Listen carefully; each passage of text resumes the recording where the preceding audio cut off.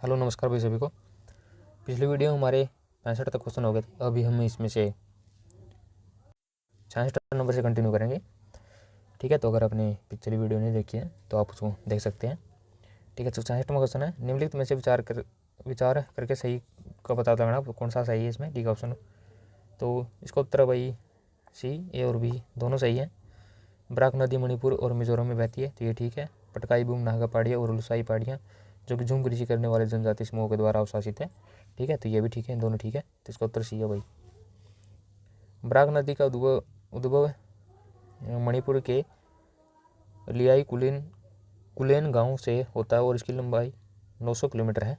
और बराक नदी भारत के मणिपुर, नागालैंड, मिजोरम और असम तथा बांग्लादेश के रास्ते बंगाल की खाड़ी में गिरती है। और पटकाई श्रेणी ये नागालैंड, मेघालय, मिजोरम और मणिपुर में विस्तृत हैं। और इसमें पटकाई एवं गारो, खासी, जैंतिया और लुसाई पहाड़ियाँ शामिल है।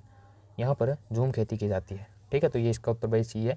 इसमें आपने देखा ये बराक नदी मणिपुर और मिजोरम में बहती है और पटकाई एवं नागा पहाड़ी, लुसाई पहाड़ियाँ जो कि झूम कृषि करने वाले जनजाति के लिए अवशासित है। इसके बाद 67वां क्वेश्चन है, नीचे कुछ ताज़े पानी के जल निकाय दिए गए हैं और इनमें से अधिकतम और न्यूनतम जल की मात्रा में व्यवस्थित कीजिए और सही पुट को चुनिए। ठीक है, तो इसमें अधिकतम से न्यूनतम जल की मात्रा के लिए उसमें अवस्थित करने हैं। तो इसको उत्तर भाई ये आइस कैंप, भीम और जल नदी। पृथ्वी पर ताज़े जल का सबसे भंडार ग्लेशियर और आइस कैंप में होता है और झीलों में स्थिर पानी होता है और नदियों तथा वर्षा में पानी और अन्य स्रोत से आता है और यह ताज़े पानी का दूसरा बड़ा स्रोत है।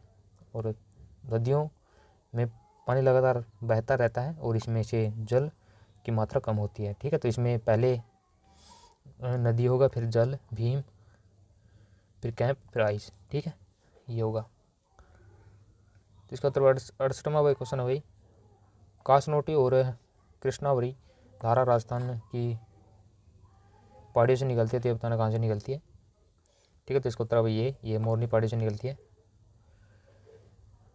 कासनोटी या कृष्णावरी धारा अरावली पहाड़ियों के मोरनी ही क्षेत्र से निकलती है और यह धारा आसपास के गांव और कृषि की भूमि के लिए उपयोगी है। और मोरनी पहाड़ियाँ अरावली का हिस्सा है जो कि राजस्थान में स्थित है। ठीक है, इसके बाद 69वां क्वेश्चन है, निम्नलिखित में से कौन सी नदी प्रणाली भारत के 10% क्षेत्र को अवतरित करने वाली दूसरा सबसे बड़ी नदी घाटी है, बताने कौन सी है। ठीक है, तो इसको उत्तर भाई ये है गोदावरी नदी घाटी।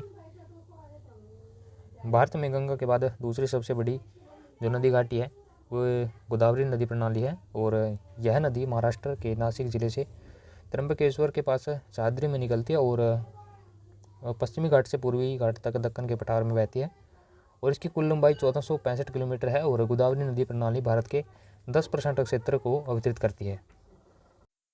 ठीक है, तो 70वां क्वेश्चन है भाई, निम्नलिखित में से किस नदी का उद्गम अरावली की पहाड़ियों से नहीं होता, ये बताना है। तो इसका उत्तर भाई डी, यह है चेनाब नदी।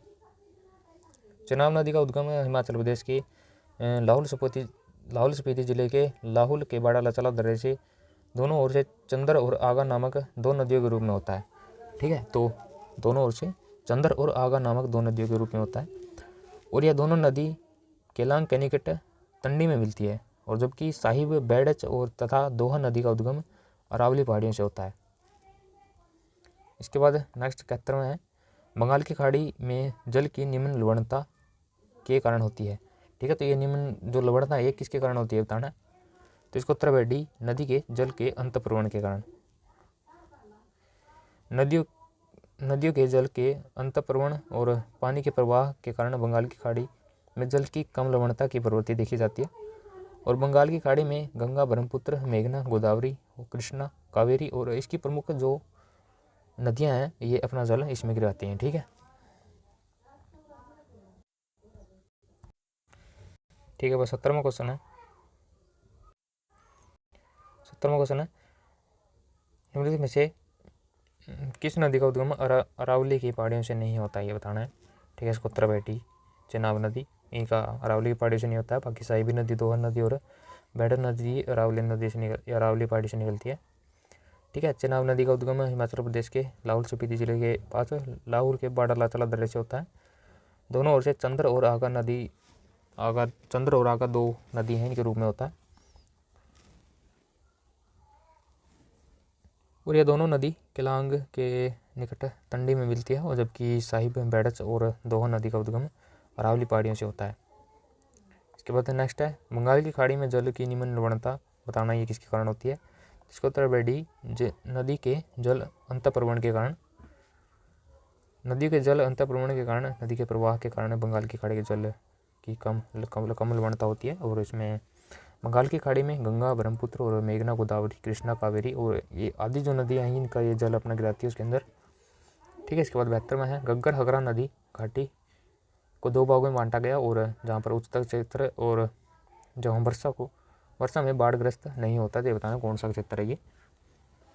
तो इसको कहते हैं भी बंगर क्षेत्र, जहाँ पे बाढ़ नहीं आती ज़्यादा। घग्गर हकरा नदी घाटी को दो भागों में, इसमें बंगर और एक खादर है। बंगर क्षेत्र के वहाँ बरसात के मौसम में बाढ़ का पानी यहाँ पर नहीं आता है, और खादर में बाढ़ प्रभावित निचला क्षेत्र कहलाता है, और यहाँ यह हिमाचल प्रदेश की शिवालिक नदियों से ये निकलती है। ठीक है। इसके बाद 73 में है टांगरी नदी की सहायक नदी बताना कौन सी है। तो इसको उत्तर में डी, ये भी घग्गर नदी है ये। ठीक है। तो ये टांगरी नदी जो हिमाचल और हरियाणा राज्य की सीमा पर शिवालिक पहाड़ियों से निकलती है, और पंजाब हरियाणा की सीमा पर बहते हुए यह घग्गर नदी में मिल जाती है। और इसके बाद यह बलियाली नदी इसकी सहायक नदी है। इसके बाद राजस्थान की खारे पानी की झील बताना कौन सी है। तो ये वही सांबर झील। ठीक है। तो सांबर झील है ये। और उसके बाद चिल्का झील उड़ीसा में है, और ये ग्लेमुन झील है। पुलिकट झील आंध्र प्रदेश और तमिलनाडु की सीमा पर है, और डल झील जम्मू कश्मीर के पर्यटन के रूप में आकर्षित स्थान है, और एक मीठे पानी की झील है जो कि वुलर झील, ये जम्मू कश्मीर में है। इसके बाद नेक्स्ट है निम्नलिखित में से कौन सी नदी अरब सागर में नहीं मिलती है, ये बताना है। कौन सी नदी नहीं मिलती है ये बताना। तो ये भाई नर्मदा, ताप्ती, साबरमती और माही नदियाँ अरब सागर में गिरती हैं, और गोदावरी नदी प्रायद्वीपीय भारत की सबसे लंबी नदी है, और इस नदी को दक्षिण भारत की गंगा भी कहा जाता है। गोदावरी नदी महाराष्ट्र के नासिक के पास त्र्यंबकेश्वर में मिलती है, त्र्यंबकेश्वर से निकलती है, और बंगाल की खाड़ी में गिरने से पहले यह 1465 किलोमीटर की दूरी तय करती है। ठीक है। तो भाई आज हमने इस वीडियो में 75 तक क्वेश्चन कर लिए हैं ज्योग्राफी के। ठीक है। तो अगली वीडियो में हम 76 से नेक्स्ट करेंगे कंटिन्यू। ठीक है। तो तब तक आप इसको रिवाइज कीजिएगा। ठीक है। तो मिलते हैं नेक्स्ट वीडियो में, तब तक के लिए जय हिंद।